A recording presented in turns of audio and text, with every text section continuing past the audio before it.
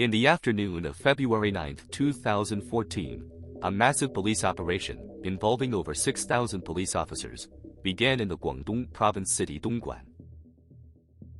Over the next few hours, officers raided hotels, saunas, spas, massage parlors, karaoke bars, barbershops, foot baths, bars, and nightclubs. It would be the largest crackdown on the adult entertainment industry in the history of the country, after China Central Television broadcast an undercover report exposing nationwide what for many people was already an open secret, that Dongguan was China's very own Sin City. The expose shown to the nation earlier in the day demonstrated the massive scale of the vice industry taking place in the city, along with the apparent collusion of local police forces and government officials.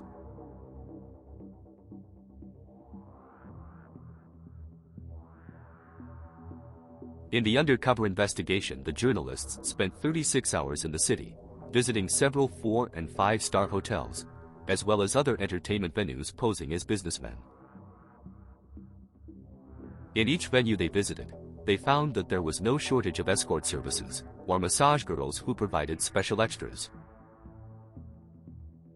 Their investigation began at the Yuanfeng Hotel in Zhongtang Town. Being recognized as businessmen, a manager almost immediately asked them if they wanted to see what he described as a talent show. Being led into a large room with a stage, a number of women wearing numbered badges paraded themselves for the gathered clientele. The undercover reporters were told to just say which number took their fancy and they'd be given a room. The manager informed the reporters the room and woman cost 900 yuan, a little over $100 for an hour.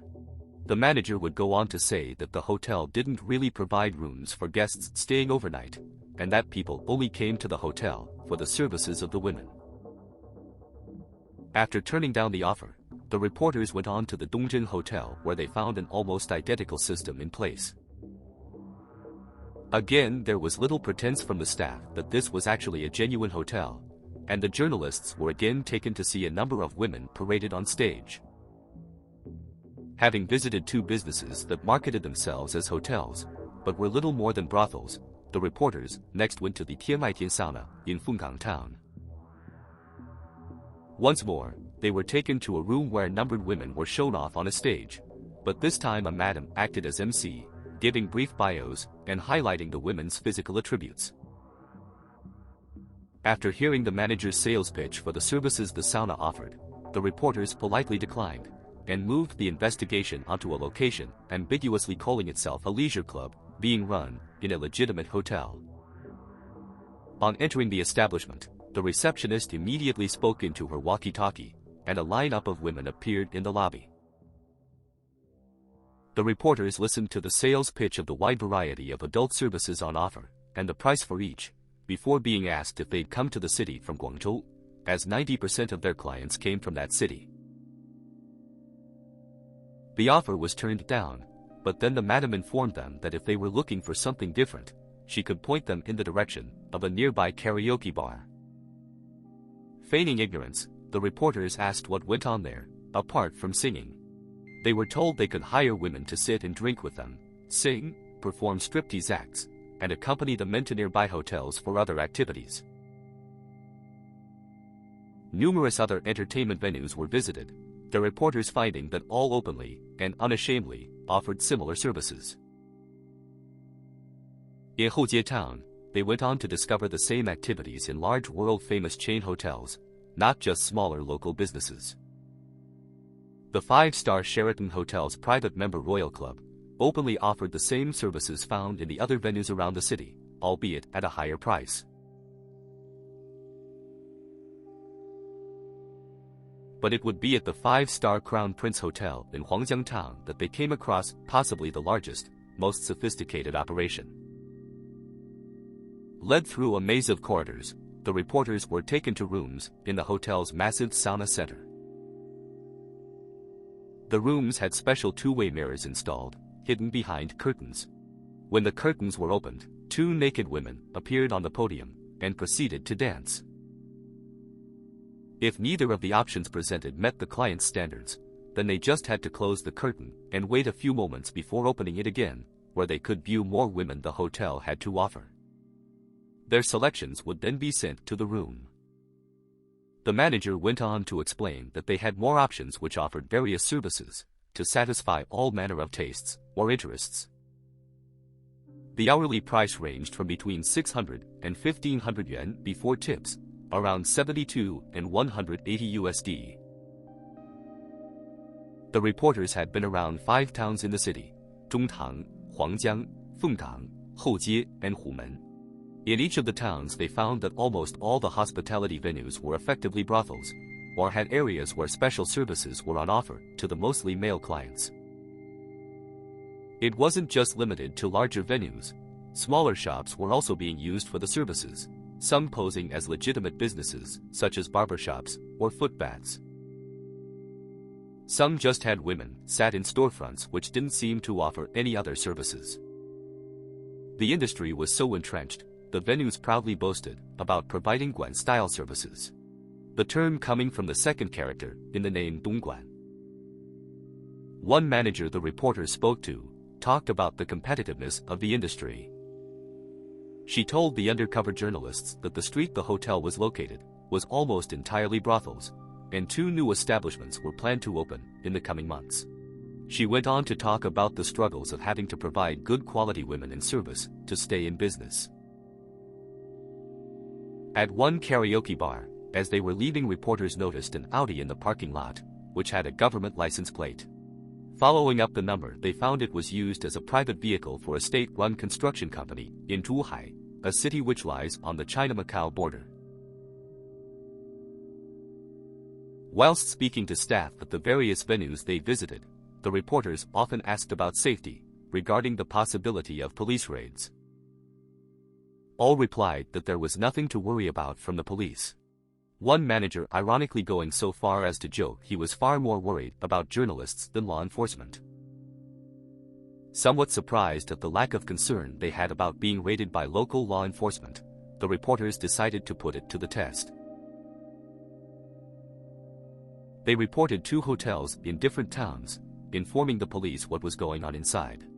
The officers on the other end of the calls seemed completely unconcerned about the information, but said they'd send officers to take a look.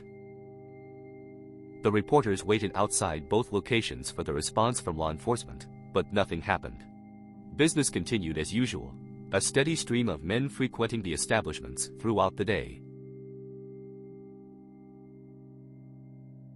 When the report was broadcast, it was met with a response that no doubt took the undercover journalists by surprise. The reactions were that of ridicule or shrugged shoulders. The most surprising aspect for residents of Dongguan was that the journalists seemed to be the only people in the region who didn't know about the reputation of the city. However, the report had exposed people working for state-run enterprises making use of the entertainment and seeming police complicity. The Provincial Public Security Office now had to be seen to be doing something about it. In the crackdown, over 2,000 venues around the city were raided, all offering Guan-style service. Thousands of people were arrested, and the businesses shut down. In the following days, Dongguan appeared deserted. The streets were empty at night, and even legitimate entertainment venues closed their doors just to be safe. In some of my earlier videos, I covered the incidents which served as inspiration for the 2013 movie, A Touch of Sin, directed by Jia Zhangke. The 4-part anthology dramatically retold the stories of Hu Wenhai, who ended the lives of 14 people in response to local government corruption. Waitress Deng Yujiao, who ended a government official's life, injuring another as they attempted to violate her.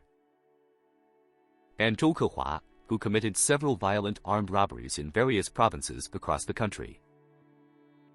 In the final section, the character Xiao Hui causes his colleague to be injured in a workplace accident.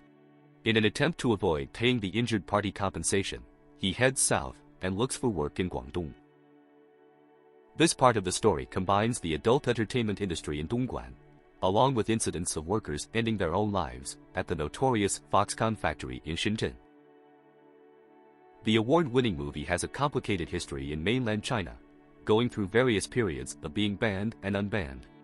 The final part of the film being the reason for its banning.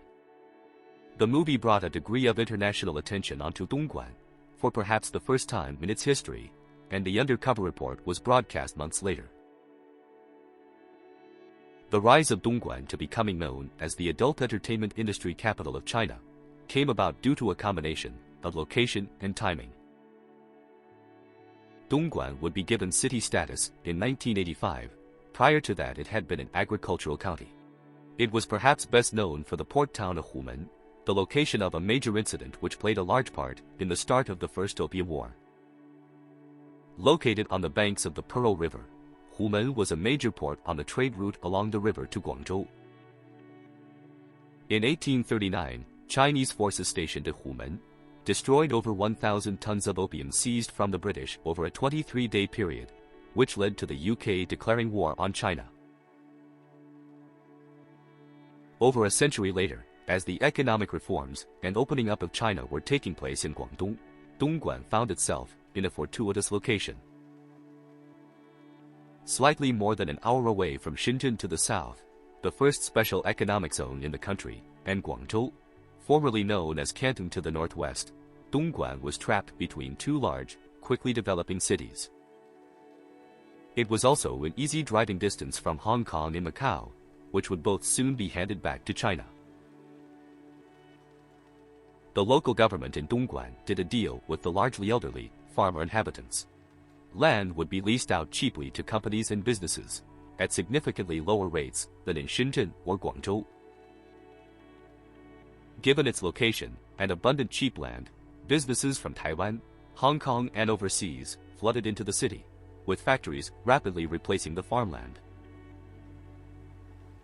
The Dongguan government would also ensure that obtaining an official license to do business in the city was significantly easier than in either Shenzhen or Guangzhou. The townships and villages would develop their own core industries. For example, Humen would be a major manufacturer of clothing. Houjie would be known for the production of shoes, leather goods, and furniture. With the number of factories rapidly growing, and Dongguan itself having a small, aging population, workers were needed. The city became another Guangdong destination for the army of migrant workers from rural areas in other provinces of the country, looking to earn money to take care of their families. While Shenzhen and Guangzhou were far more developed as cities, Dongguan had other advantages that attracted migrant workers. Firstly, the general cost of living in Dongguan was far lower than in the larger cities, allowing the employees to save more of their salaries, much of which they would send back home. Secondly, there was a much more relaxed attitude shown towards the migrant workers from the authorities. In both Shenzhen and Guangzhou, the police were notoriously strict when dealing with the migrant population. Just being caught outside the grounds of the factory without their identity cards or residence permits could see people arrested and detained until someone could come and vouch for them. Between 1987 and 1999, the population of Dongguan exploded from 740,000 people to just under 6 million. And with some of the main industries being clothing, footwear, and leather goods production, a significant amount of the workers attracted to the city would be female.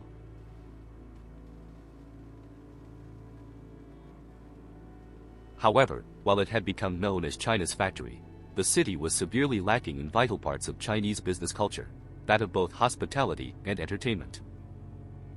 The Taiwanese and Hong Kong businessmen, used to the entertainment available in their regions, which they used to grease the wheels of business negotiations, found Dongguan had little to offer in that regard. It wouldn't take long for that to change, when a number of people involved in the Hong Kong hospitality industry saw the potential for growth. Throughout the 90s, hotels began cropping up all over the city. And eventually, only the megacities Beijing and Shanghai would have a higher number of hotels with 4 or 5-star ratings. Dongguan had been steadily growing throughout the 80s and 90s, but the 1997 Asian financial crisis would temporarily bring it to a halt. As the economies of Thailand, Indonesia, Korea, Malaysia, and the Philippines crashed, China managed to remain largely unscathed. However, with around 90% of the factories being foreign companies, or from Taiwan and Hong Kong, Dongguan suffered. Investment dramatically slowed, and smaller factories shut down, leading to high levels of unemployment in the young migrant workforce. The industry that Dongguan would become known for took root out of the combination of having a high proportion of female workers and the high level of unemployment.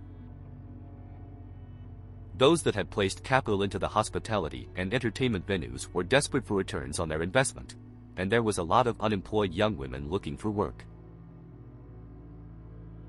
The workers weren't only traveling across the country to take up low-paid, long-hour factory production line work for themselves. They were providing for their families, sending almost all of their salaries back home, keeping only the bare minimum for themselves. The average monthly salary for someone working on a factory production line at the time was little over 1,000 yuan, around $120, which for people from the extreme poverty of rural areas made a significant difference in their ability to take care of their families. The hotels, spas, karaoke bars, saunas and massage parlors could offer much higher salaries. People working in the higher-tier venues able to earn more than 10 times their factory salary. The figures were eye-watering for the young women, and often far too much to turn down. While previously businessmen came to Dongguan in a strictly professional capacity, now they'd come to take advantage of the entertainment that was on offer, attracted by the high-end venues, lower prices than in other larger cities, and the somewhat casual attitude towards the industry from the local authorities. The industry would have 4 distinct levels of service. Top of the list would be private members clubs, usually located in 5-star hotels where membership fees cost tens of thousands, for what were considered the most attractive women on offer. Here the men would often pick out their favorite women, the chosen ones becoming what in China is referred to as a xiaosan, literally translating into little three, but in English would be mistress. The mistress would become the client's regular partner in China. This would lead to the men covering all their living costs, as well as buying homes for them, thus allowing them to leave the industry. Many married men secretly had second families with their xiaosan, while having their own wife and children back home. The women employed at this level were by far the highest earners in the industry, much of which came from tips from their high-roller clients.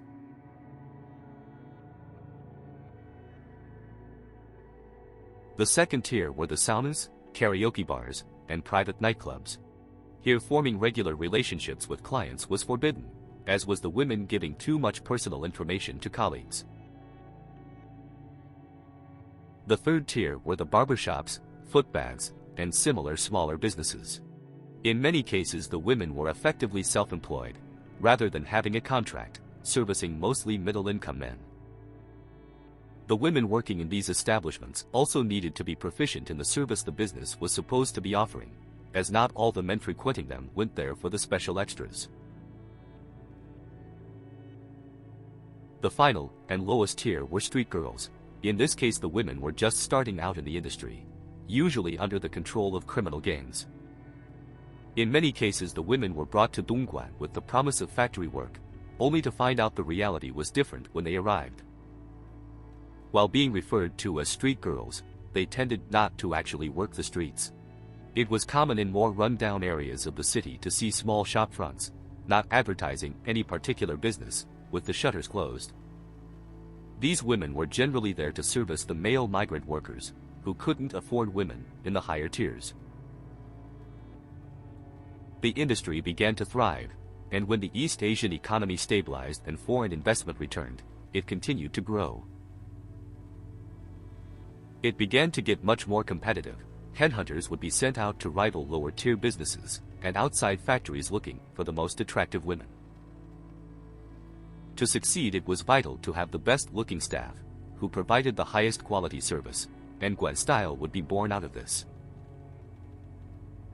For those working in the 2 highest tiers, training was intensive. Employees were taught to be proficient in various techniques, including Thai massage and Japanese specialties.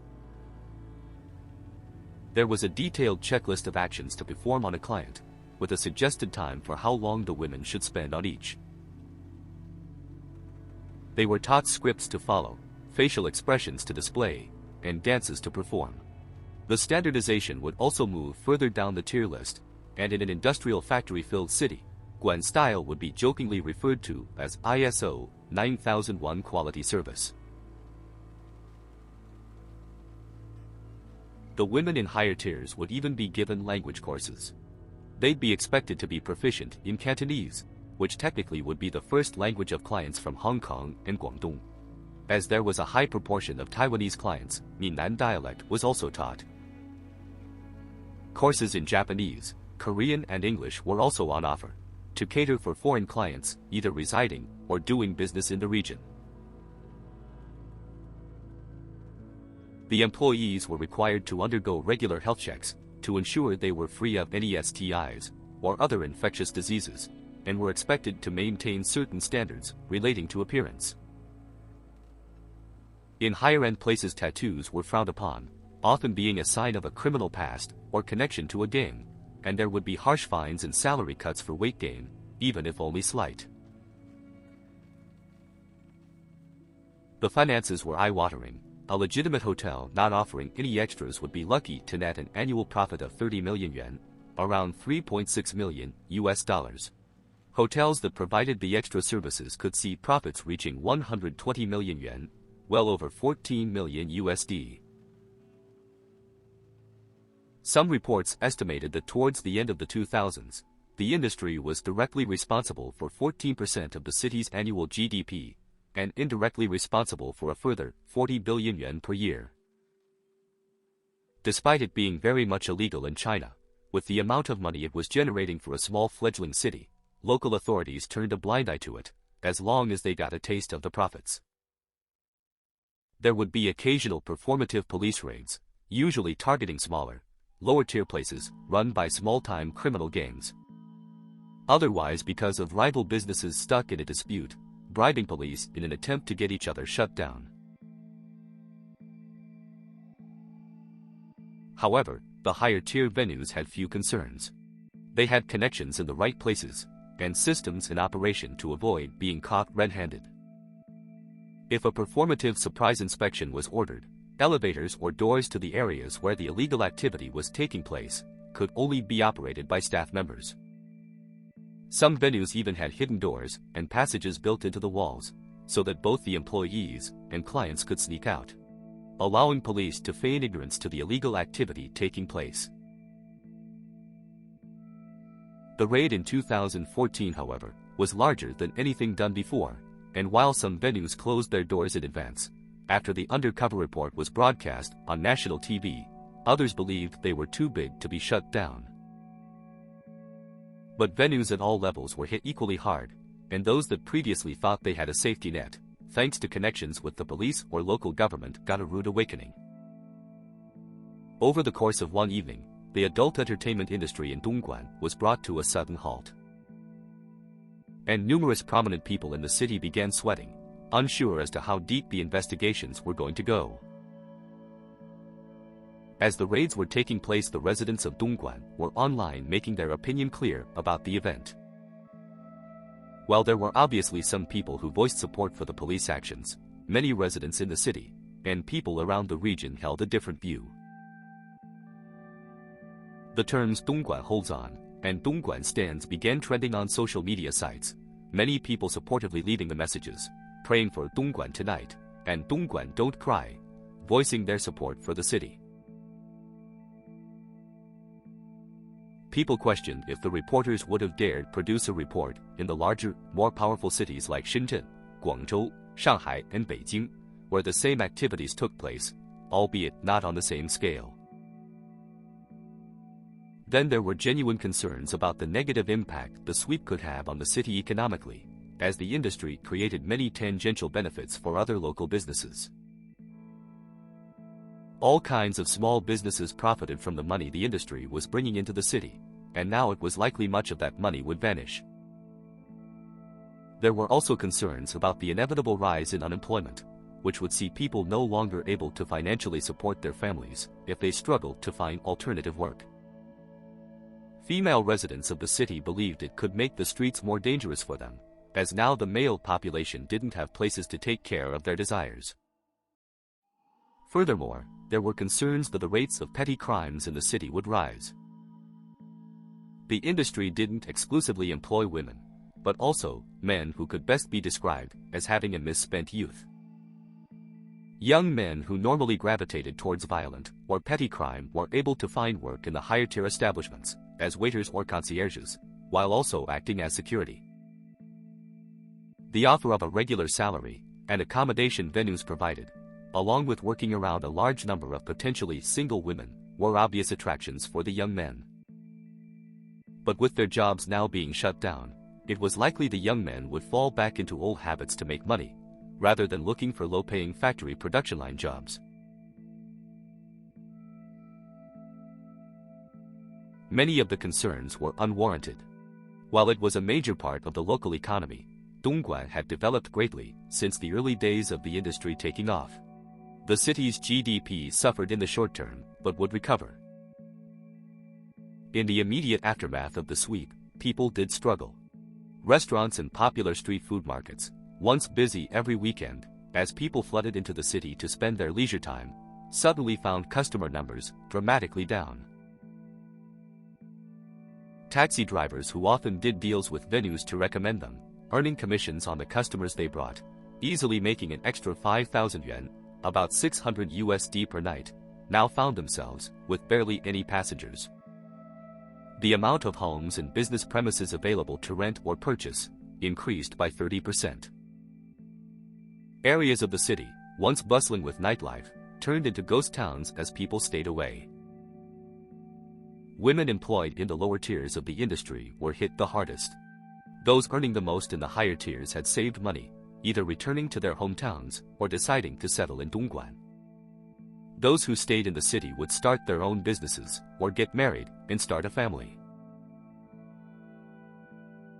However, those employed in the lower tiers found themselves stuck. They couldn't tell their families what they did for a living, some not even prepared to admit they were working in Dongguan, and they didn't want to explain how they lost their jobs, given that the raids were national news. Relatives could easily do the math. Some were the sole provider for their families, and not wanting to let people down, they stayed in Dongguan, either looking for work in factories, or hoping things would return to normal after the initial crackdown, as the money on offer was higher. Some wouldn't be given a choice, either because criminal gangs controlled them, or they had boyfriends who'd gotten used to 吃软饭, a Chinese idiom meaning eat soft rice. The term refers to a man who depends on a woman for survival, and many of the now unemployed women found themselves in that position. Their boyfriends were migrant factory workers, who, when seeing their girlfriends earning far more money than them, quit their jobs to live off their partner's income. Some had even pushed their girlfriends into joining the industry, believing it would give them a much easier, comfortable life. Their girlfriend earning money while they went out gambling, drinking, and committing petty crime.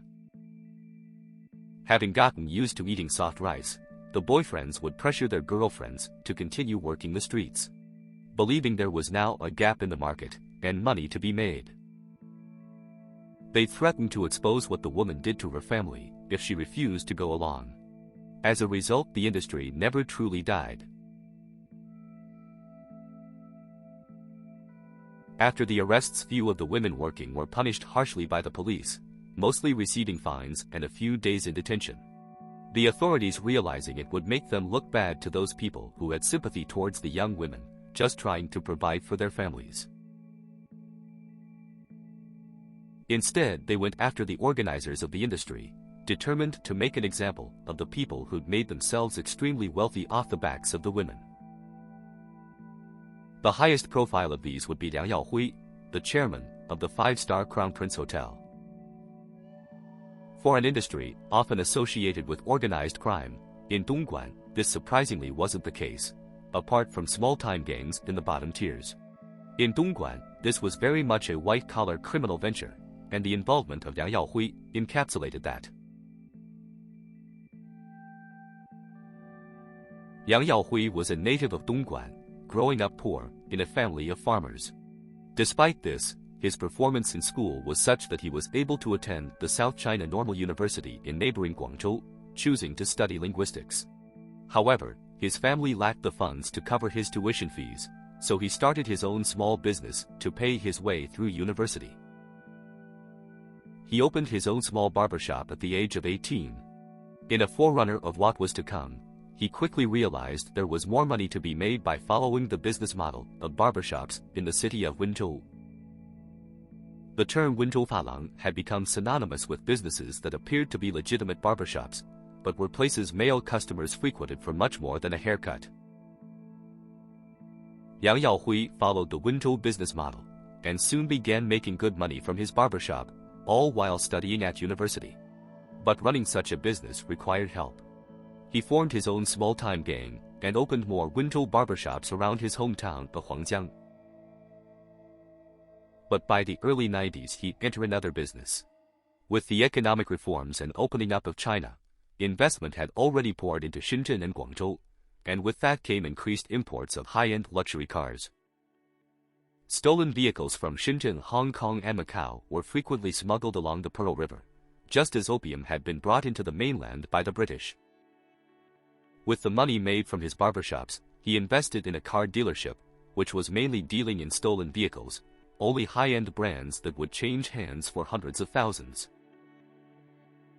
He opened a legitimate-looking showroom in the Jianghai Auto Parts City in Huangjiang, selling only high-end vehicles which were mostly stolen. Already essentially wealthy from his illegitimate businesses, Yang Yaohui was quick to see the money that could be made as foreign investment flooded into Dongguan, and was among the first to notice the lack of high-end entertainment facilities in the city. In 1995, he and business partners purchased a piece of land in his hometown of Huangjiang, and the 5-star Crown Prince Hotel was constructed. Its main attraction later becoming the Annex, advertised as a sauna center. The hotel flourished, and went on to set the standard for what would become Guan-style service, and its success earning Yang Yaohui the nickname Prince Hui. In its heyday, the women working there, as what official employment records described as sauna technicians, could be earning anywhere between 30,000 and 50,000 yuan a month, more than most other professions in the country, around $3,000 to $6,000. With his brothers and sisters, the family established other businesses in the town, including more hotels, a shopping mall, and they gained a monopoly over the waste recycling business. The Liang family had risen up from being poor farmers to the most influential in the town of Huangjiang, and amongst the most powerful across the city of Dongguan. And the ambition of Yang Yaohui didn't stop there. He established a hotel management company, which invested in the construction of more 5-star hotels around Guangdong, and in other provinces around the country, such as Jiangsu and Hainan. In 1998, he diversified his business portfolio by being among the founders of the Zhongyuan Petroleum Group in Hong Kong, which reportedly purchased 10 oil wells in Kazakhstan.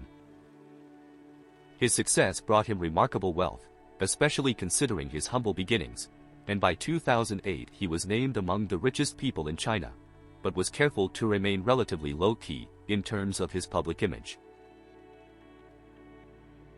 It wasn't just wealthy businessmen that used the Crown Prince Hotel, such was its reputation for service. Celebrities would also make use of the facilities. It became more widely known due to being used as the filming location for the 2005 Hong Kong television series, Hotel Fengyun.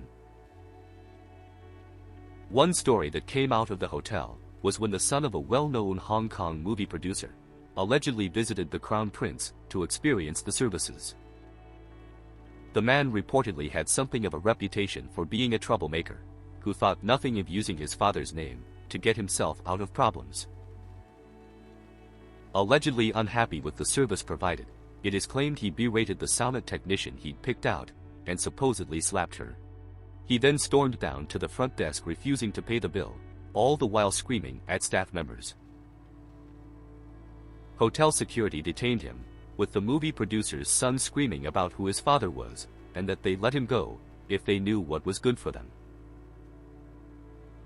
His movie producer father had something of a notorious reputation in Hong Kong, and at times claims have been made that the man allegedly has certain connections. When informed of the alleged incident and the people possibly involved, Yang Yaohui came to the hotel to deal with it in person. On his arrival, Yang Yaohui and the security guards escorted the movie producer's son to a private room, where he was allegedly taught that his behavior was unacceptable in this establishment, regardless of who his father was. Yang Yaohui then told the troublesome young man to call his father and inform him what the situation was, allegedly telling the movie producer's son that if he didn't, Yang Yaohui would personally remove one of the man's legs and force him to carry it back to Hong Kong. The movie producer's son did as asked, and his father wanted to speak to Yang Yaohui personally. Towards the end of the alleged conversation, Yang Yaohui informed the producer he needed to come collect his son from the hotel himself. The producer did as requested, apologizing to Yang Yaohui and the sound technician personally, sternly ordering his son to do the same. Despite the wealth, influence and power Yang Yaohui had already accumulated, he wanted more, eventually making the move into politics. He'd already been heavily involved with the local Guangdong town government, donating millions to the social security and education bureaus of the area, an amount totaling around 56 million yuan, a little under 7 million USD. And in 2008, he was elected to represent Guangdong at the National People's Congress. The National People's Congress is a yearly meeting of the government, where people chosen to represent the different provinces and various organizations meet to propose legislation, amendments to laws, changes to the constitution, among other issues, which are then discussed by the Standing Committee. In his first sitting on the Congress in 2009, he proposed that changes in the law needed to be in 3 areas: the taxation on the sales of sporting goods, financial management of village committees, and most crucially, the laws regarding the children of migrant workers. Every citizen of China has a hukou, or household registration from the city, town or village where their birth was registered. This means they are permanent residents of the place they received their hukou. When moving to a new province, citizens were not considered to be part of the local permanent population. Dongguan had a high proportion of migrant workers who were temporary residents of the province. The hukou could be changed, but it was a difficult bureaucratic nightmare to do so. By 2008, Dongguan had a total population approaching 8 million people. However, only 1.7 million of those had a Dongguan hukou. The remaining people were not considered permanent residents of the city, regardless of how long they'd lived there. Many of the migrant workers had settled down, married and raised children in the city. However, the mothers often went back to their hometowns to give birth. This made their children temporary residents, meaning they didn't have the same rights as children with a Dongguan household registration when it came to medical care, social welfare, or most importantly, the schools they could attend. The legislation proposed by Yang Yaohui would contribute to new laws being introduced to assist the children of migrant workers, giving them more rights in the areas they resided, and slowly start to eliminate many of the barriers they faced. It was a popular piece of legislation, which significantly helped the millions of migrants living in the city. Yang Yaohui would go on to be elected as the Guangdong province representative at the National People's Congress in 2011 and 2012, where he would propose changes in the laws regarding food safety violations, arguing for much more severe punishments for those found in violation of the law. While his efforts in the Congress and his philanthropic work in Dongguan undoubtedly benefited people in the region, those fully aware of his history and reputation felt these were just attempts to whitewash his image, as his public profile grew, along with his ambition. He would by far be the highest profile person arrested after the raids across Dongguan. The owners and managers of numerous other establishments, police officers, and government employees would also be arrested, tried and jailed, but Prince Hui was the biggest fish caught in the net. Among the other major arrests were the deputy mayor of Dongguan and the heads of the public security bureaus of virtually every township in the city. When the crackdown took place on February 9th, there was a sense of complacency from the larger higher-tier venues. Since they had been allowed to operate with impunity over the years and had connections with the police, they believed they may only have to close their doors for a couple of weeks, pay people off, then carry on as normal. But this time it was different. At the Crown Prince Hotel, the sauna center remained open, believing their connections would inform them when the raid was going to take place, so they could act as a legitimate sauna. But the warning never came, and when management realized this was serious, panic spread. When police raided the sauna center of the Crown Prince Hotel, they interrupted management attempting to destroy employee, client, and financial details. 47 members of the management team were arrested, and a full-scale investigation started looking into the activities of the hotel. It emerged that 2 years prior, Yang Yaohui had made attempts to sell the Crown Prince, but couldn't find buyers willing to meet his price. Around the same time, he contacted the people who published China's rich list to have his name removed from the list. Unable to find anyone willing to buy the hotel, ownership was signed over to the father of Yang Yaohui. It was somewhat questionable that an 80-year-old former farmer, who had little more than a primary school education, had the ability to run the multi-million-dollar business. From interviews with hotel management, police learned that the sauna center and hotel effectively operated as separate entities. The management of the hotel proper had little idea about the management of the sauna center. While they were aware of what was taking place, it was made clear to not ask questions about it. From the records that weren't destroyed prior to the arrival of the police, it was found that the sauna center alone had employed over 100,000 women as sauna technicians between 2012 and 2013. In the same period, it had managed to generate net profit close to 50 million yuan, just a little over $6 million. The investigation further showed that in under a decade the hotel and sauna center had generated an estimated 600 million yuan, around $72 million.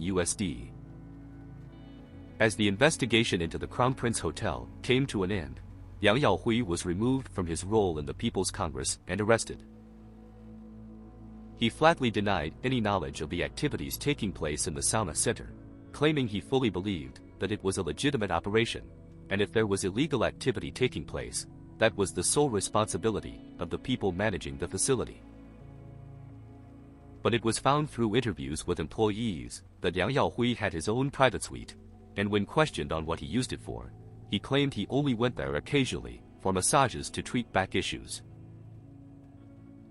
Despite his claims of ignorance, a number of other people arrested had already testified that Yang Yaohui was absolutely aware of the activities taking place in the sauna center. These included other shareholders, accountants, and lawyers.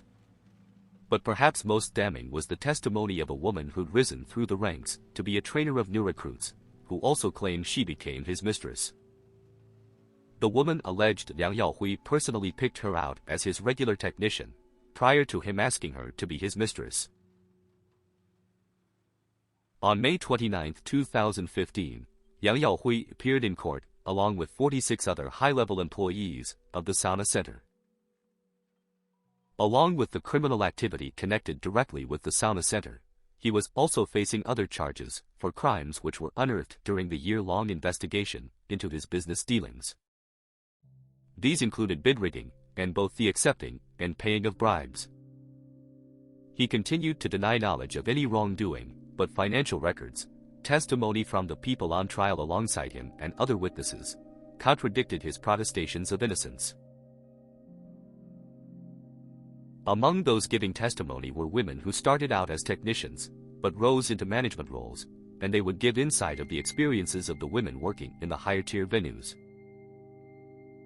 Few women caught up in the crackdown gave interviews to the media, but in court women who'd been promoted to senior positions at the Crown Prince Hotel exposed the inner workings of the industry. Women who met the criteria in terms of looks to be offered work in the sauna center were required to attend a 3-month training course before they were allowed to start earning money. The course was to teach them the Dongguan style service, which became the hallmark of the Crown Prince and eventually spread around the city. After the course, their abilities were then tested out on senior male staff members. Based on their attractiveness and performance on the course, they would then be split into 4 tiers. The prices ranged from 600 yuan, about $72, to 1,500 yuan, around 180 USD per hour. The details of the women would be put on the sauna's website and later, social media, where clients could choose one to come to them, providing escort services. The fee for this service could earn the women upwards of 10,000 yuan, $1,200 a day.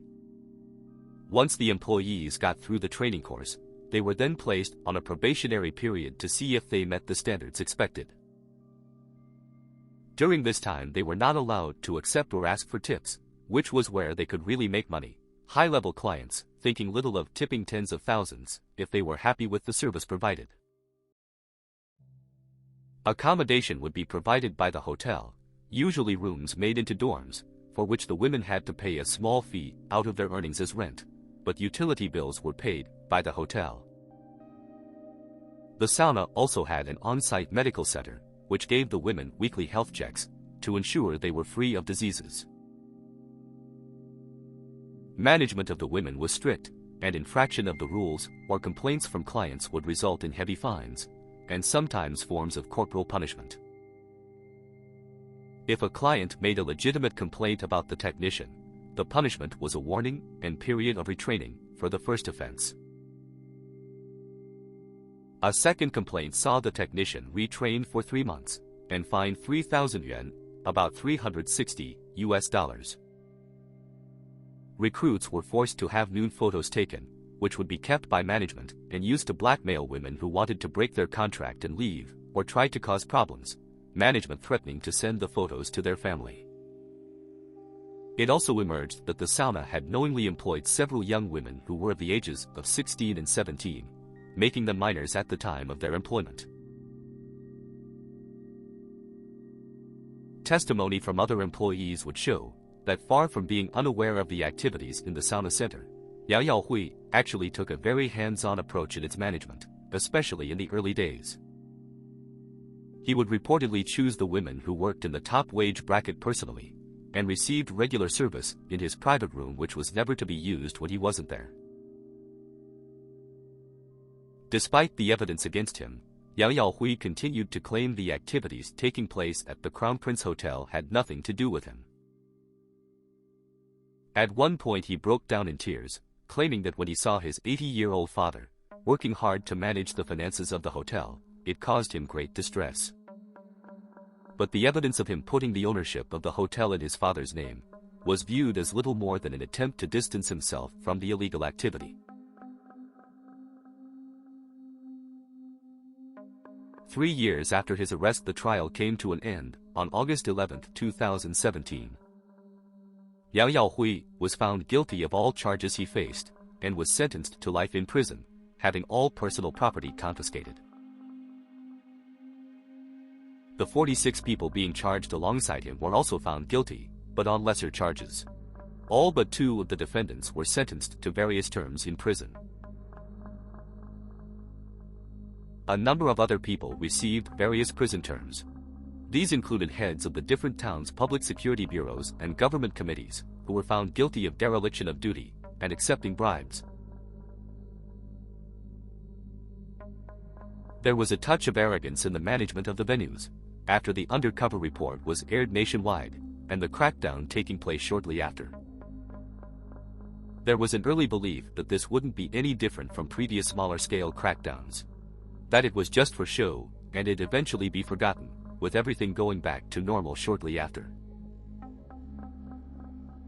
However, the arrest of Yang Yaohui and the complete closure of the Crown Prince Hotel sent out a clear message. This time it was a genuine attempt to clean up and change the image of Dongguan. This was likely down to a concept that had been talked about for a number of years, but had become a more serious discussion in the mid-2000s, that of the Greater Bay Area. The idea was to integrate the economies of 9 Guangdong cities, along with the special administrative regions of Macau and Hong Kong.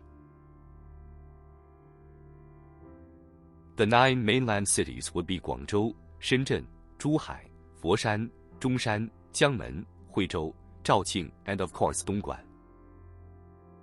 The plan would potentially see massive investment into the infrastructure of the cities and region, such as the Hong Kong-Zhuhai-Macau Bridge, turning the area into one huge interconnected megalopolis, with a population of around 86 million people.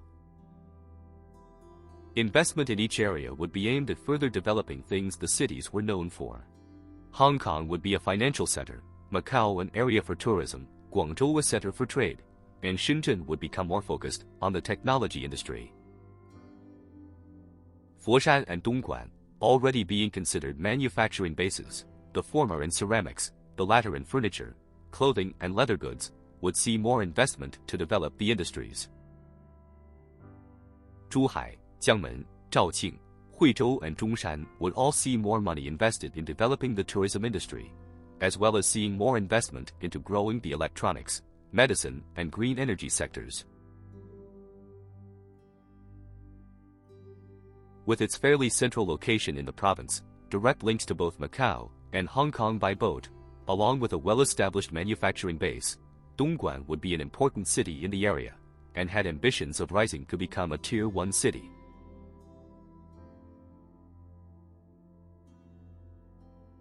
While it isn't an official designation, the original Tier 1 cities were Beijing, Shanghai, and the two Guangdong cities of Guangzhou and Shenzhen. What tier a city is placed is decided by several factors.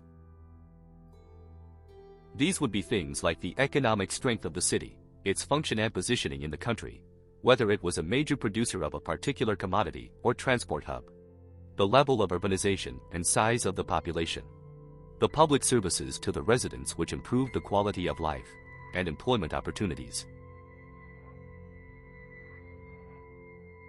In order for Dongguan to be considered for Tier 1 status, it would have needed to clean itself up and change the public image it had in much of China.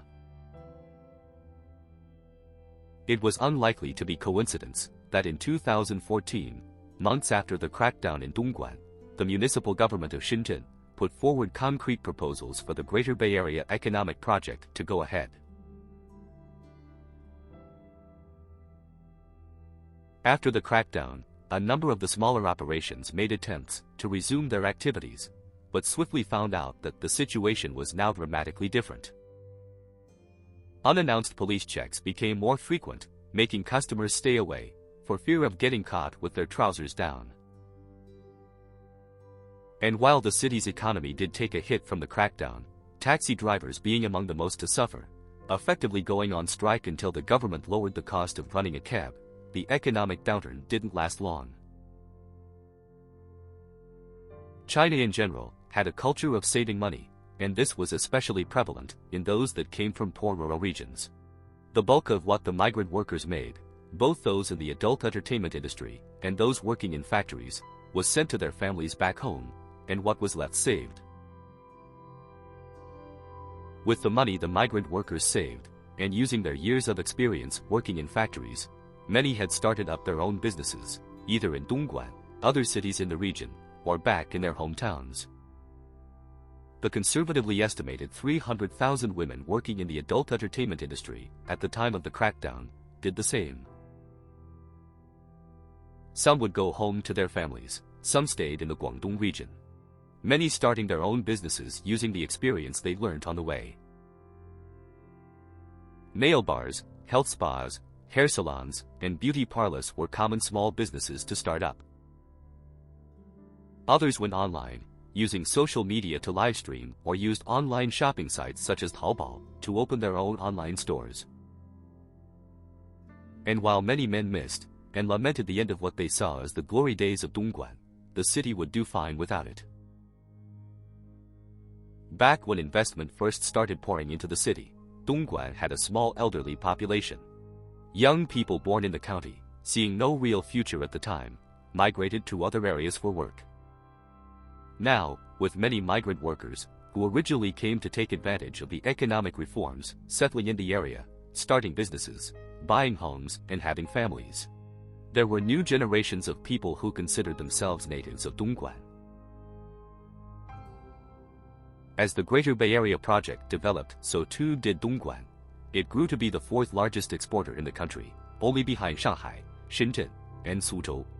It maintained its manufacturing in furniture, shoes and leather goods, but also moved more into the electronics industry. Numerous multinational companies opened bases in the city, and it is home to the Huawei Oxhorn campus, a 1,900-acre research and development park, modeled after old European towns. In 2014, it became the home of the most successful basketball team in China, the Guangdong Southern Tigers, and today is generally looked upon as a Tier 1 city. After being sentenced to life in prison, Yang Yaohui lodged an appeal against his punishment, and in 2019 he heard his verdict. His legal team attempted to argue that he was never the principal offender, and that there wasn't enough clear evidence proving his guilt, thus the sentence was unreasonably harsh. However, with his continued claims of ignorance, the appeal was rejected, his life sentence being upheld. The industry that Dongguan became famous for was never completely swept away, and still exists today on a significantly smaller scale. Hidden away in the backstreets of the smaller towns around the city, the telltale signs are still there. It isn't uncommon to see lines of parked cars with business cards placed under their windscreen wipers, advertising massages. In smaller hotels, guests will often find those same cards being slipped under the door of their rooms. And naturally, social media has allowed the industry to be more clandestine, as appointments can be made on the popular app WeChat. The once luxurious 5-star Crown Prince Hotel was left empty for almost a decade in the aftermath of the crackdown. In 2023, the property would be sold, and in September of this year, 2024, residents of Guangdong town were surprised to see renovations taking place. The new owners plan to reopen the property as a hotel, wedding banquet hall, and high-end restaurant. However, it is unlikely to be a successful adventure as it was during the period of time when Dongguan became known as China's brothel. Thanks for watching. If you enjoyed the video, please consider giving it a like, leaving a comment, and subscribing to the channel. And hope to see you again for the next dark tale from the Middle Kingdom.